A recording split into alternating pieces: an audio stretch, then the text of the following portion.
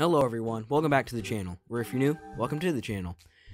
Today I will be telling you my thoughts about Super Mario 3D All-Stars, so the good elements and the bad ones, which game I think is the best, and so forth. And also comment down below your favorite remaster in the collection. Now, without further ado, let's get into the video.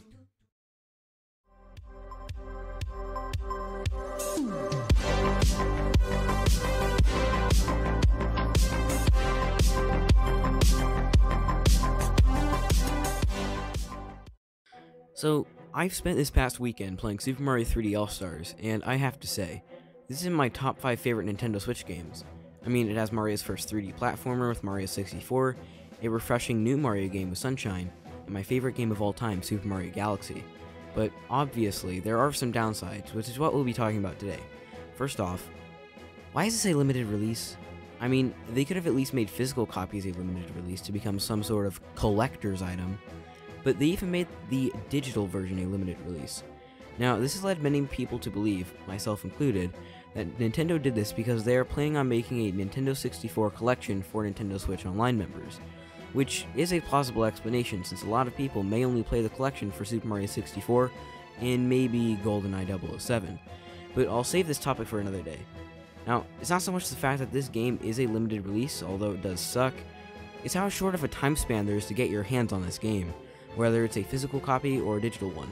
Because many people may want this game, but they don't actually have a Switch. So if they want the game, they're pretty much forced to buy a Switch right now.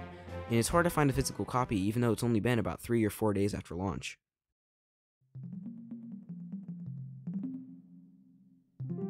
So with that issue out of the way, let's talk about some problems with the gameplay itself. Now, don't get me wrong, this collection is probably the biggest Switch game for 2020 as of September 21st. But that doesn't mean there aren't problems with it. So, first off, Super Mario 64 is played at 720p 30 frames per second. And it's also left at a 4:3 picture, so it isn't actually widescreen. Now, they may have done this so you get the original experience, but a lot of people will find this a nitpick. Another problem is that in this version, when Mario throws Bowser, he says, bye-bye. So, sadly, no more memes. Bye-bye!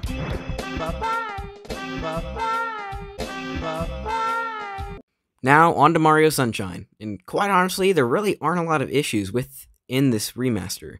The only hindrance being that the game is left at 30 frames per second, which really sucks, since this may be the closest thing we get to Super Mario Sunshine 2. Now, let's talk about the final game in this collection.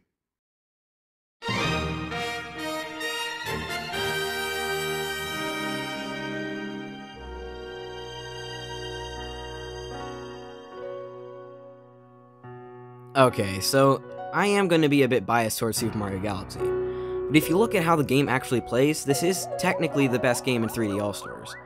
I mean, of course it is, it's freaking Mario Galaxy. But why is it the best? Well, this game is the only one in the collection to actually be playable in 1080p at 60 frames per second. I mean, all the games look polished to the max, but this looks like a brand new game that was just released on the Switch. This is almost on par with how great Super Mario Odyssey looks. And the platforming, woo-wee, someone call Nelly because it's getting hot in here. Now, of course Sunshine and Mario 64's platforming is great, but Mario Galaxy just stands out. Not only in visuals, but gameplay as well. Now there's also been debate over which game is more possible to become a thing. Super Mario Galaxy 3 and Super Mario Sunshine 2. But with the amount of effort Nintendo put into Mario Galaxy, I think a Super Mario Galaxy 3 may be possible by the time a Switch Pro rolls around. And I haven't noticed any major issues with Mario Galaxy. And a lot of people thought that the pointer controls would be hard to implement on the Switch, but I think Nintendo nailed them. Although, it is best to play Super Mario Galaxy with the 2 Joy-Cons if you're really looking for the full experience. At least in my opinion. Now on to some of the best parts about 3D All-Stars, besides the games of course.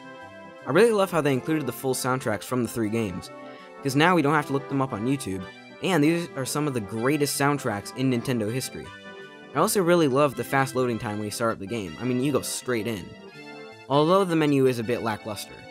You have the 3 games and their accompanying soundtracks, and that's it, which is a perfect segue into our next topic.